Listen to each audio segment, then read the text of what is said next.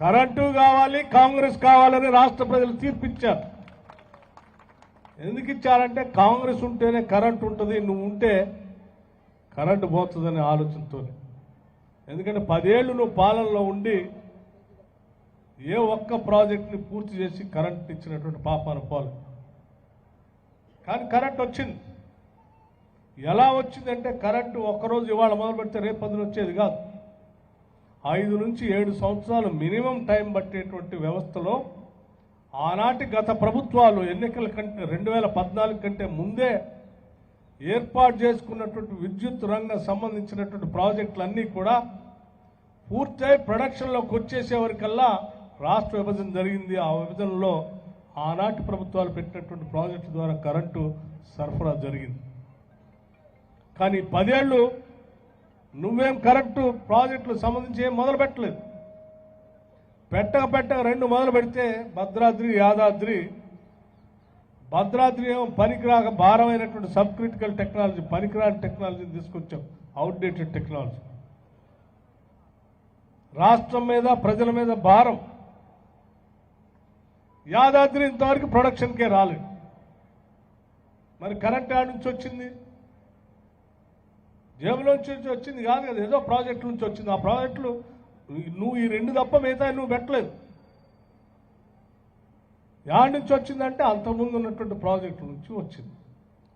అది నేనే చేసిందని చెప్పుకుంటూ కరెంట్ నేనే ఇస్తా ఉన్నానని చెప్తే జనం నమ్మక చివరికి అర్థమయ్యే కరెంటు కావాలా, కాంగ్రెస్ కావాలి అంటే కాంగ్రెస్ కావాలి, కరెంటు కావాలని చెప్పి కాంగ్రెస్ పార్టీకి భారీ మెజార్టీతో ఓట్లు వేయించినటువంటి రాష్ట్ర ప్రజలందరికీ మాట ఇస్తా ఉన్నాం.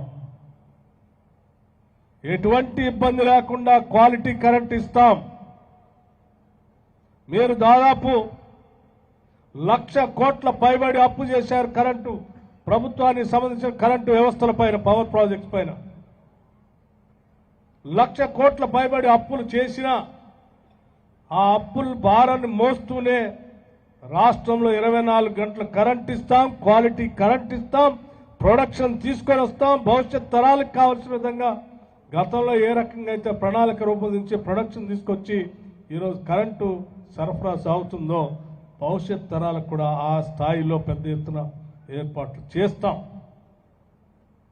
అవసరమైతే ఆల్టర్నేటివ్ ఎనర్జీ గురించి కూడా ఆలోచన చేసి రకరకాల కార్యక్రమాల కోసం కూడా పోతాం. ప్రజలకు ఎటువంటి ఇబ్బంది లేనటువంటి వ్యవస్థని అందిస్తామని చెప్పి కూడా ఈ సందర్భంగా రాష్ట్ర ప్రజలందరికీ ఈ బనిగళ్లపాడు గ్రామం నుంచి సందేశం ఇస్తా ఉన్నాం.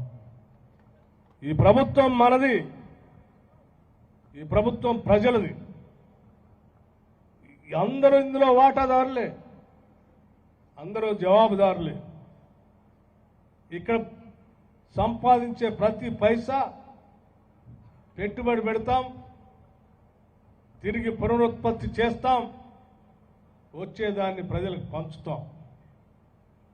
ఈ తెలంగాణ రాష్ట్రాన్ని భారతదేశంలో అగ్రగామిగా ఉండే విధంగా అద్భుతమైనటువంటి ప్రగతిశీల భావాలతో ముందుకెళ్లేటువంటి మోస్ట్ డెమోక్రటిక్ ప్రోగ్రెసివ్ స్టేట్గా ఈ రాష్ట్రాన్ని తీర్చిదిద్దుతామని కూడా ఈ సందర్భంగా మాటిస్తా ఉన్నాం. విద్య పరంగా, ఆరోగ్యపరంగా ప్రాధాన్యతను పెద్ద ఎత్తున ఇస్తాం. అందుకోసం ఈ రాష్ట్రంలో పుట్టినటువంటి ఏ కుటుంబం కూడా ఆ ఇంట్లో వాళ్ళు అనారోగ్యానికి గురైతే డబ్బులు లేక విలవిల్లాడుతూ కళ్ళ ముందే వైద్యం చేయించుకుంటే బాగుపడతాడని తెలిసి కూడా స్తోమత లేక కళ్ళ ముందే ప్రాణాలు పోతూ ఏడుస్తూ ఉంటే చూసే పరిస్థితి రాష్ట్రంలో ఉండకూడదనే దాన్ని 10 లక్షల వరకు పెంచాము ఆరోగ్యశ్రీ కార్డు. భవిష్యత్తులో మేము ఆలోచన చేశాము 6 గ్యారంటీల్లో మన బిడ్డలు రేపటి భవిష్యత్తు, వాళ్ళ భవిష్యత్తు ఈ రాష్ట్ర భవిష్యత్తు. మన సంపదే మానవ వనరులు. ఆ మానవ వనరుల మీదనే బాగా మనం పెట్టుబడి పెట్టాలి, మానవ వనరుల్ని అభివృద్ధి చేయాలనే ఆలోచనతో ప్రతి మండలానికి ఒక ఇంగ్లీష్ మీడియంలో పెట్టేటువంటి ఇంటర్నేషనల్ స్కూల్ను పెడతామని 6 గ్యారంటీల్లో ప్రకటించాం. తప్పనిసరిగా వాటిని కూడా పెడతాం. ఇప్పటికే రాష్ట్ర వ్యాప్తంగా ఉన్నటువంటి అధికార యంత్రాంగాన్ని అందరికీ కూడా సమాచారం పంపించాం. ఏ మండలాల్లో ప్రభుత్వ పాఠశాలలు పెట్టడానికి, ఇంటర్నేషనల్ ఇంగ్లీష్ మీడియం స్కూళ్ళు పెట్టడానికి పనికొచ్చేటువంటి భూమిని ఐడెంటిఫై చేయమని చెప్పాం. ఈరోజు ప్రపంచీకరణ జరుగుతూ ఉంది. ఎరుపాల మండలంలో అత్యధిక శాతం అమెరికా దాకా పోయినటువంటి విద్యార్థులు ఉన్నారు. ఇక్కడ ప్రతి ఊరు నుంచి అనేక కుటుంబాలు స్థిరపడినటువంటి వాళ్ళు ఉన్నారు. ఈ ప్రపంచీకరణ జరుగుతున్న కార్యక్రమంలో ఇంగ్లీష్ మీడియంలో చదువుకుంటే తప్ప, ప్రపంచంతో పోటీ పడేటువంటి విద్యా వ్యవస్థను తీసుకొస్తే తప్ప మనం ఈ ప్రపంచం పోటీతత్వంలో నిలబడలేం. కాబట్టి ఆ రకంగా తెలంగాణ బిడ్డలందరినీ తయారు చేయటం కోసమే ముందు చూపుతో ఆలోచన చేసి ఇంటర్నేషనల్ స్కూల్స్ని 6 గ్యారంటీలో పెట్టామని. తప్పనిసరిగా ఈ రాష్ట్రంలో ఉన్నటువంటి ప్రతి కుటుంబానికి సంబంధించిన బిడ్డలు ఇంటర్నేషనల్ ఇంగ్లీష్ మీడియం స్కూల్లో చదువుకునేటట్టు, ఆ చదువుకోవడానికి కావాల్సిన రవాణా సౌకర్యానికి సంబంధించిన బస్ సర్వీసులు కూడా రాష్ట్ర ప్రభుత్వం ఏర్పాటు చేసేటట్టు, మధ్యాహ్న భోజన వసతులు కూడా ఆ పాఠశాలలో పెట్టేటట్టు అన్ని ఏర్పాట్లు పకడ్బందీగా ప్లాన్ చేసి అమలు చేస్తాం అని కూడా ఈ సందర్భంగా రాష్ట్ర ప్రజలందరికీ కూడా బనిగలపాడు నుంచి సమాచారం ఇస్తూ ఉన్నాం. అలాగే సరే, పాఠశాలకు సంబంధించి, కళాశాలకు సంబంధించి, ఆసుపత్రులకు సంబంధించి, కమ్యూనిటీ హాల్స్ సంబంధించి ఈ గ్రామానికి సంబంధించినటువంటి కొన్ని సమస్యలు కూడా నా దృష్టికి తీసుకొచ్చారు. తప్పనిసరిగా ఈ కళాశాల, ఇంటర్మీడియట్ కళాశాల పురాతనమైనటువంటి కళాశాల. ఇక్కడ ఈ ప్రాంతంలో అనేక మందిని పెద్ద పెద్ద ఉద్యోగస్తులు దారిలో తీసుకెళ్ళటానికి ప్రధానమైన ఈ కళాశాల ఈరోజు కొన్ని ఇబ్బందుల్లో ఉంది. తప్పనిసరిగా దీని నిర్మాణం కోసం కావాల్సిన నిధుల్ని కేటాయిస్తామని చెప్పి మీ అందరికీ చెప్తూ, ఇక్కడ కమ్యూనిటీ హాల్స్ అడిగారు. 2 కమ్యూనిటీ హాల్స్ కావాలి. ఆ 2 కమ్యూనిటీ హాల్స్ సంబంధించి కూడా తప్పనిసరిగా పరిశీలన చేసి శాంక్షన్ చేస్తామని కూడా మీ అందరికీ మాటిస్తూ ఉన్నాం.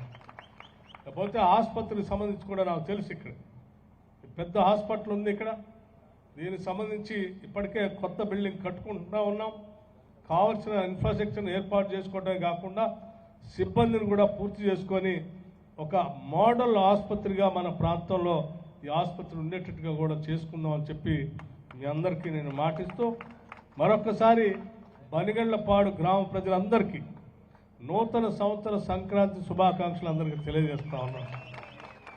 అట్లాగే మీ అందరికీ ఈరోజు నేను ఈ రాష్ట్ర ఉప ముఖ్యమంత్రిగా ఉన్నాను అని అంటే, ఈ గ్రామంతో పాటు మదిర శాసనసభ నియోజకవర్గంలో ఉన్నటువంటి అనేక మంది ఓటర్లు, వారికి అత్యంత విలువైన అభిమానమైనటువంటి ఓటు హక్కుని నాకు వేసి గెలిపించి మీరు శాసనసభ్యుడిగా పంపించారు. కాబట్టే ఈరోజు ఈ రాష్ట్ర ప్రభుత్వంలో ఉప ముఖ్యమంత్రిగా ఉన్నాను. ఇది మీ అందరి ఆశీస్సులతో వచ్చినటువంటి పదవి. ఈ పదవి ఒక బాధ్యతగా నేను భావిస్తాను. ఈ బాధ్యతతో ఈ మదిర శాసనసభ నియోజకవర్గ అభివృద్ధి ఒక్కటే కాకుండా మదిర శాసనసభ నియోజకవర్గ ప్రజల ఆలోచన, అంటే రాష్ట్రం ఎంత పురోగతిగా సాధించాలని మన ప్రాంత ప్రజలు కోరుకుంటారో ఆ స్థాయిలో ఈ రాష్ట్ర అభివృద్ధి కోసం మీ అందరూ తలెత్తుకొని గర్వంగా చెప్పుకునేటట్టుగా రాష్ట్ర ప్రయోజనాలు కాపాడుతానని కూడా మీ అందరికీ నేను మాటిస్తూ, మీ అందరూ ఇచ్చినటువంటి ఈ అభిమానాన్ని నేను తప్పనిసరిగా కాపాడుకుంటానని చెప్పి మనస్ఫూర్తిగా కోరుకుంటూ, అట్లాగే ఈ నియోజకవర్గంలో ఉన్నటువంటి అన్ని వర్గాల ప్రజానికానికి మాటిస్తూ ఉన్నాను. ఈ ప్రభుత్వం అందరి ప్రభుత్వం, ఏ ఒక్కడిదో కాదు, అన్ని వర్గాలది, అన్ని కులాలది, అన్ని మతాలది, అట్లాగే అన్ని పార్టీలకు సంబంధించింది కూడా. ఏదో కేవలం మన నలుగురు ఉన్నటువంటి కాంగ్రెస్ వాళ్ళ వరకే చేస్తామని అనుకుంటే కూడా పొరపాటు. మనం ఎన్నికల సందర్భంగా ఏ రకంగా అయితే మన కార్యకర్తలు, నాయకులు ప్రతి ఇంటికి వెళ్ళి గ్యారంటీ కార్డు ఇచ్చి సంతకం తీసుకొని వచ్చారు పార్టీలకు అతీతంగా. ఆనాడు ఏ రకంగా అయితే మాటిచ్చి అన్ని పార్టీలకు సంబంధించిన నాయకులకు మీకు కూడా మేము చేస్తామని చెప్పి వచ్చారో ఆ మాట నిలబెట్టుకుంటూ భవిష్యత్తులో కూడా అందరి కోసం పనిచేస్తాం. అందరి కోసం మాటిచ్చినట్టు అందరి కోసం పనిచేస్తాం. ఎవరికి ఏ అవసరం ఉన్నా నిరభ్యంతరంగా మొహాటం లేకుండా ఎటువంటి భేషాలు లేకుండా స్వతంత్రంగా రావచ్చు, పని చేపించుకోవచ్చు, కావాల్సిన అవసరాలు ఆ దృష్టికి తీసుకొని రావచ్చు అని చెప్పి మీ అందరికీ నేను సవినయంగా మనవి చేస్తా ఉన్నాను. నమస్తే.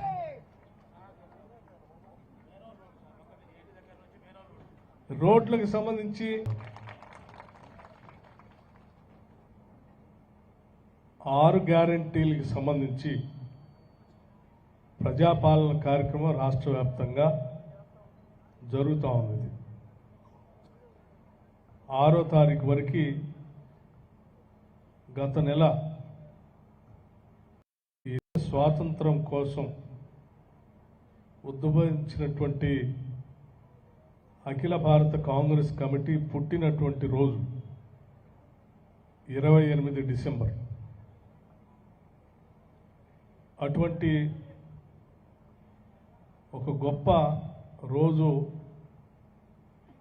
మనం ఈ 6 గ్యారంటీలకు సంబంధించినటువంటి ప్రజాపాలన సంబంధించిన సభల్ని రాష్ట్ర వ్యాప్తంగా మొదలుపెట్టాం.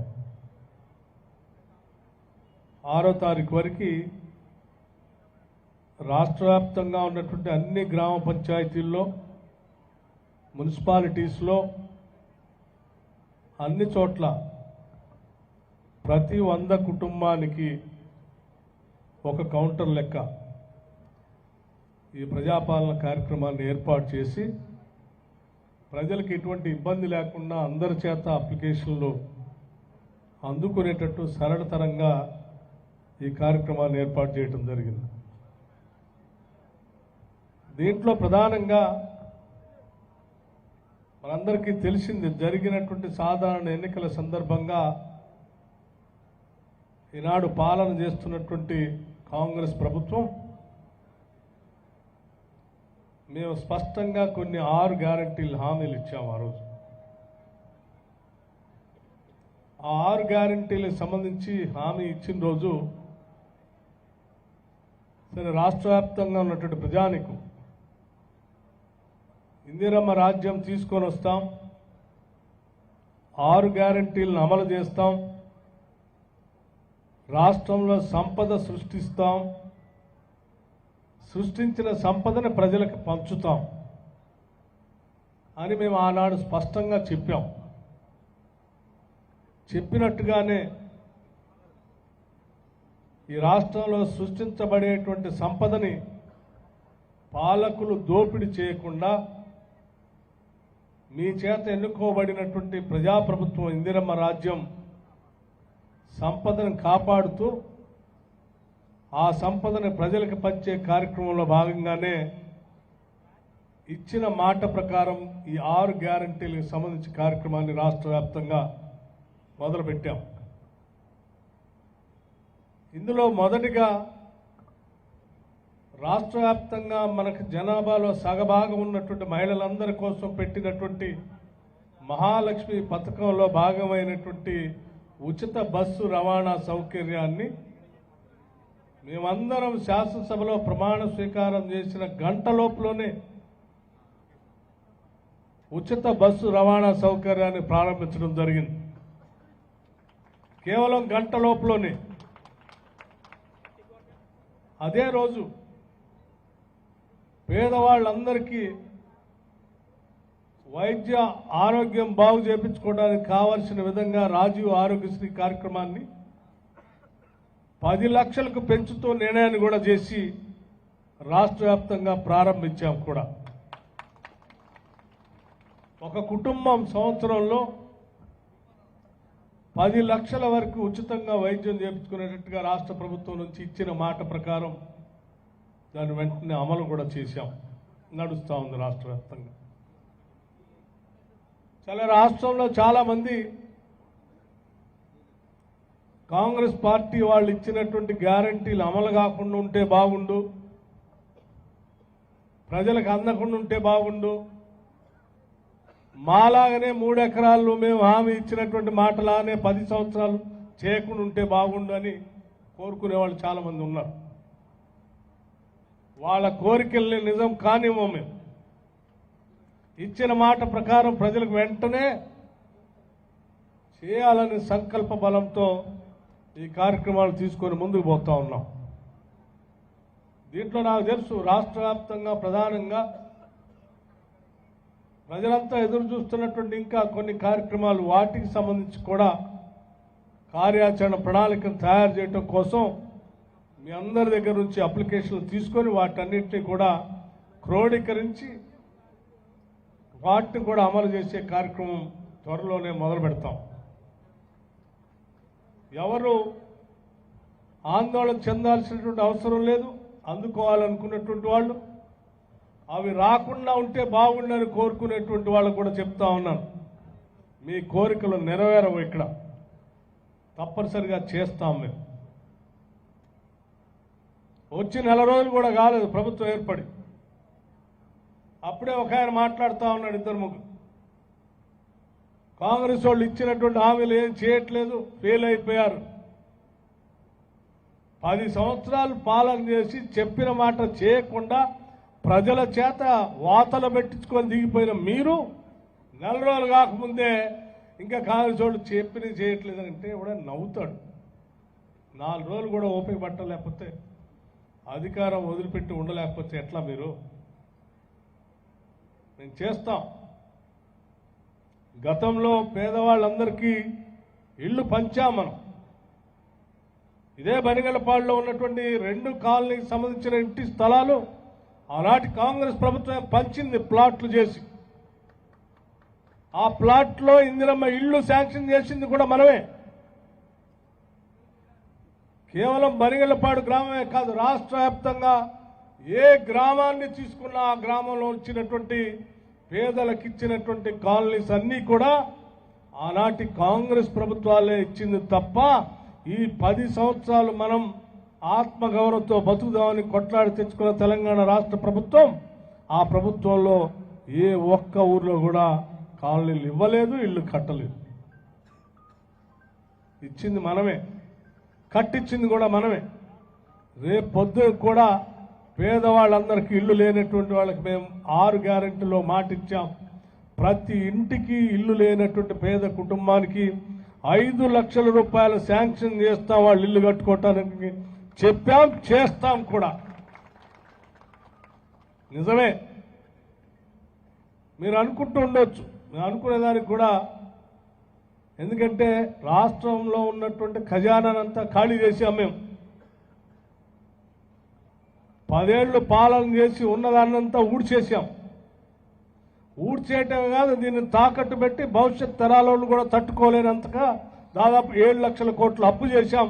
ఇంకేం చేస్తారులే అని మీరు అనుకుంటుండొచ్చు, ఎందుకంటే మీరు చేశారు కాబట్టి తెలుసు కాదు. కానీ కొట్లాడి తెచ్చుకున్నటువంటి తెలంగాణ రాష్ట్రంలో ఇక్కడ ఉన్నటువంటి ప్రజలకు అనేక కలలు కన్నారు.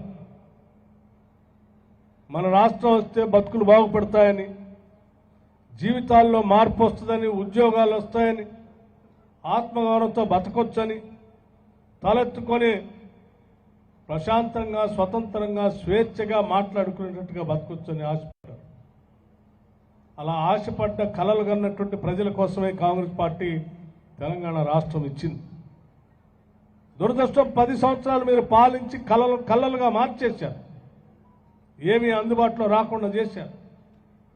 కానీ వాళ్ళ బాధల్ని, కలల్ని అర్థం చేసుకొని ఇచ్చినటువంటి కాంగ్రెస్ పార్టీగా ఎన్ని కష్టాలు ఉన్నప్పటికీ, ఎన్ని ఆర్థిక ఇబ్బందులు ఉన్నప్పటికీ వాటన్నింటినీ అధిగమిస్తాం, సంపద సృష్టిస్తాం, ప్రజలకి పంచుతాం, మీలాగా దోపిడీ చేయని. ఇది కాంగ్రెస్ పార్టీ మాట, ప్రభుత్వం యొక్క ఆలోచన. తప్పనిసరిగా అందుకోసమే ప్రభుత్వం ఏర్పడిన మరుక్షణమే రాష్ట్రంలో ఉన్నటువంటి ఆర్థిక స్థితిగతులన్నింటినీ కూడా ప్రజలకు తెలియాలి. మనం ధనిక రాష్ట్రాన్ని ఈ పెద్దవారి చేతిలో పెట్టాం. ఆదాయం అద్భుతంగా ఉంది.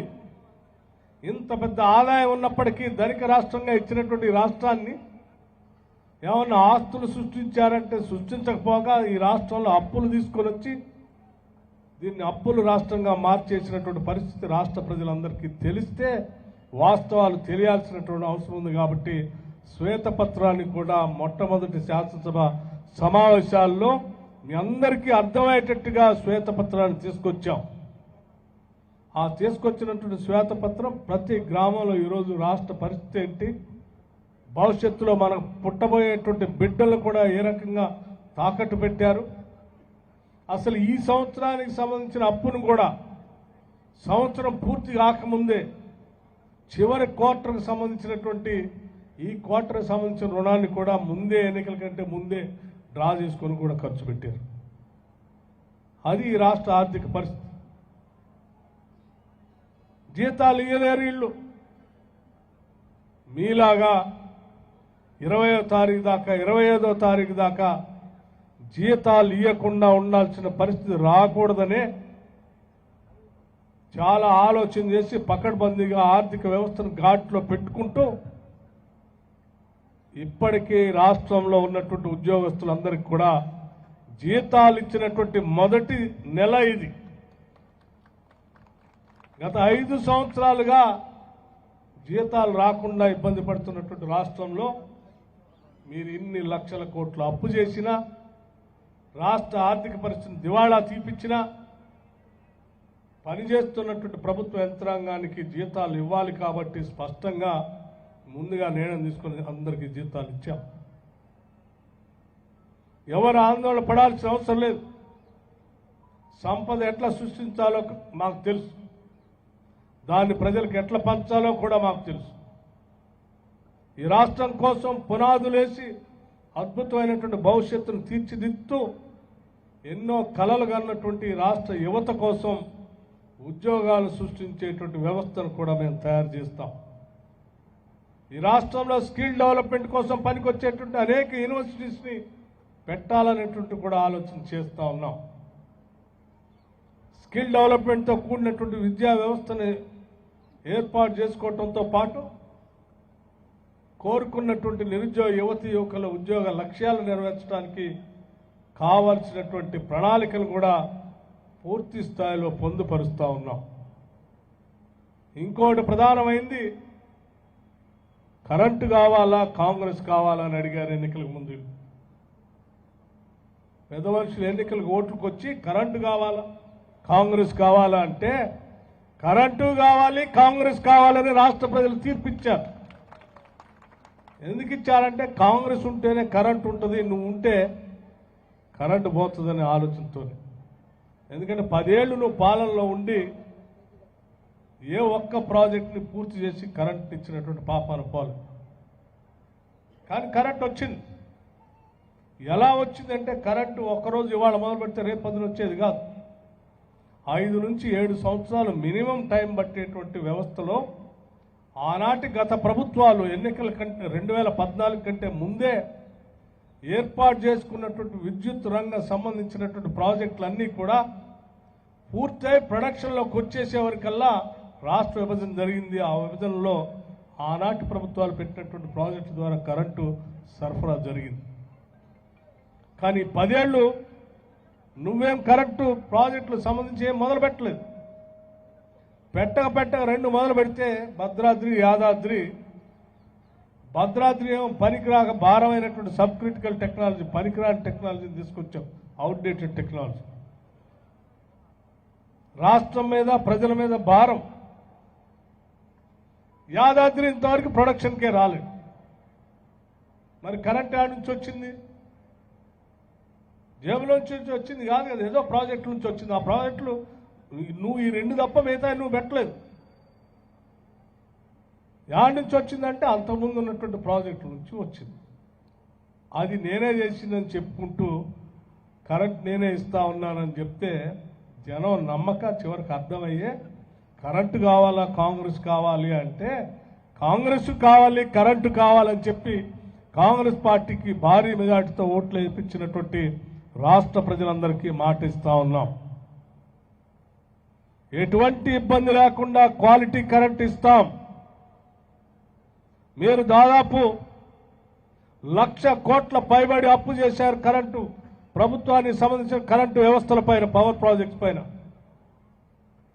1,00,000 కోట్ల పైబడి అప్పులు చేసినా ఆ అప్పుల భారాన్ని మోస్తూనే రాష్ట్రంలో 24 గంటల కరెంట్ ఇస్తాం, క్వాలిటీ కరెంట్ ఇస్తాం, ప్రొడక్షన్ తీసుకొని వస్తాం, భవిష్యత్ తరాలకు కావాల్సిన విధంగా గతంలో ఏ రకంగా అయితే ప్రణాళిక రూపొందించి ప్రొడక్షన్ తీసుకొచ్చి ఈరోజు కరెంటు సరఫరా సాగుతుందో భవిష్యత్ తరాలకు కూడా ఆ స్థాయిలో పెద్ద ఎత్తున ఏర్పాట్లు చేస్తాం.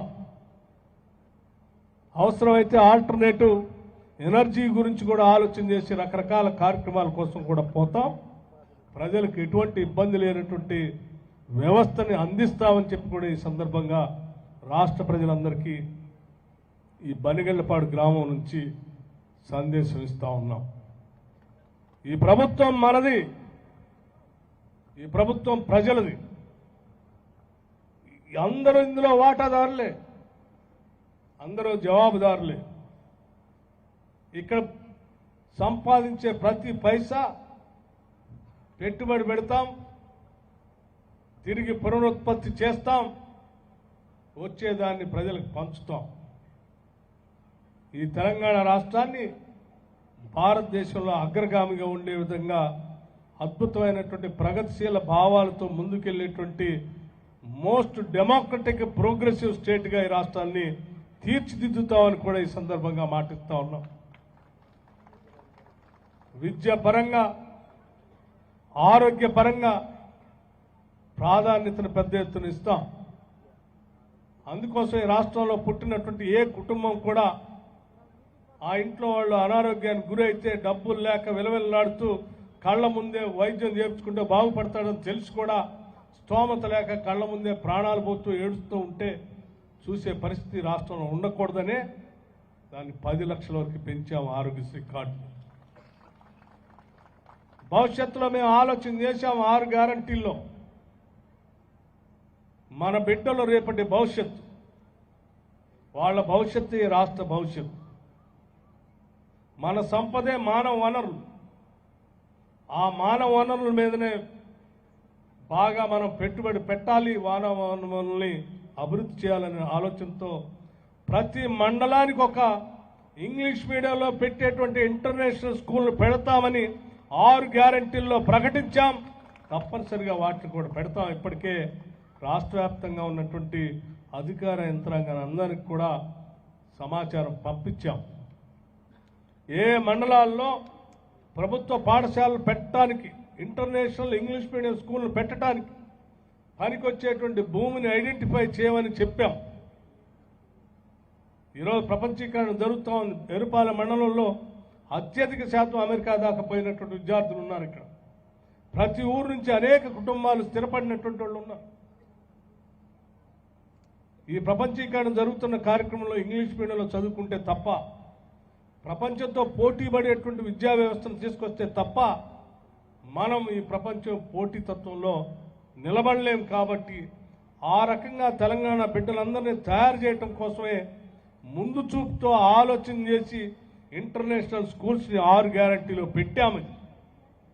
తప్పనిసరిగా ఈ రాష్ట్రంలో ఉన్నటువంటి ప్రతి కుటుంబానికి సంబంధించిన బిడ్డలు ఇంటర్నేషనల్ ఇంగ్లీష్ మీడియం స్కూల్లో చదువుకునేటట్టు, ఆ చదువుకోవడానికి కావాల్సిన రవాణా సౌకర్యానికి సంబంధించిన బస్ సర్వీసులు కూడా రాష్ట్ర ప్రభుత్వం ఏర్పాటు చేసేటట్టు, మధ్యాహ్న భోజన వసతులు కూడా ఆ పాఠశాలలో పెట్టేటట్టు అన్ని ఏర్పాట్లు పకడ్బందీగా ప్లాన్ చేసి అమలు చేస్తాం అని కూడా ఈ సందర్భంగా రాష్ట్ర ప్రజలందరికీ కూడా బనిగళ్లపాడు నుంచి సమాచారం ఇస్తా ఉన్నాం. అలాగే సరే, పాఠశాలకు సంబంధించి, కళాశాలకు సంబంధించి, ఆసుపత్రులకు సంబంధించి, కమ్యూనిటీ హాల్స్ సంబంధించి ఈ గ్రామానికి సంబంధించినటువంటి కొన్ని సమస్యలు కూడా నా దృష్టికి తీసుకొచ్చారు.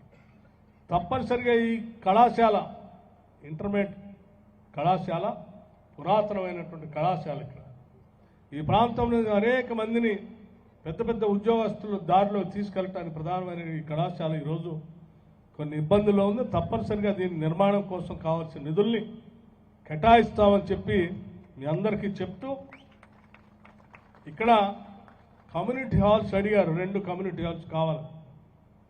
ఆ 2 కమ్యూనిటీ హాల్స్ సంబంధించి కూడా తప్పనిసరిగా పరిశీలన చేసి శాంక్షన్ చేస్తామని కూడా మీ అందరికీ మాటిస్తా ఉన్నాం. లేకపోతే ఆసుపత్రికి సంబంధించి కూడా నాకు తెలుసు, ఇక్కడ పెద్ద హాస్పిటల్ ఉంది. ఇక్కడ దీనికి సంబంధించి ఇప్పటికే కొత్త బిల్డింగ్ కట్టుకుంటూ ఉన్నాం. కావాల్సిన ఇన్ఫ్రాస్ట్రక్చర్ని ఏర్పాటు చేసుకోవడమే కాకుండా సిబ్బందిని కూడా పూర్తి చేసుకొని ఒక మోడల్ ఆసుపత్రిగా మన ప్రాంతంలో ఈ ఆసుపత్రి ఉండేటట్టుగా కూడా చేసుకుందాం అని చెప్పి మీ అందరికీ నేను మాటిస్తూ మరొకసారి బనిగళ్లపాడు గ్రామ ప్రజలందరికీ నూతన సంవత్సర సంక్రాంతి శుభాకాంక్షలు అందరికీ తెలియజేస్తా ఉన్నాను. అట్లాగే మీ అందరికీ ఈరోజు నేను ఈ రాష్ట్ర ఉప ముఖ్యమంత్రిగా ఉన్నాను అని అంటే ఈ గ్రామంతో పాటు మదర్ శాసనసభ నియోజకవర్గంలో ఉన్నటువంటి అనేక మంది ఓటర్లు వారికి అత్యంత విలువైన అభిమానమైనటువంటి ఓటు హక్కుని నాకు వేసి గెలిపించి మీరు శాసనసభ్యుడిగా పంపించారు కాబట్టే ఈరోజు ఈ రాష్ట్ర ప్రభుత్వంలో ఉప ముఖ్యమంత్రిగా ఉన్నాను. ఇది మీ అందరి ఆశీస్సులతో వచ్చినటువంటి పదవి. ఈ పదవి ఒక బాధ్యతగా నేను భావిస్తాను.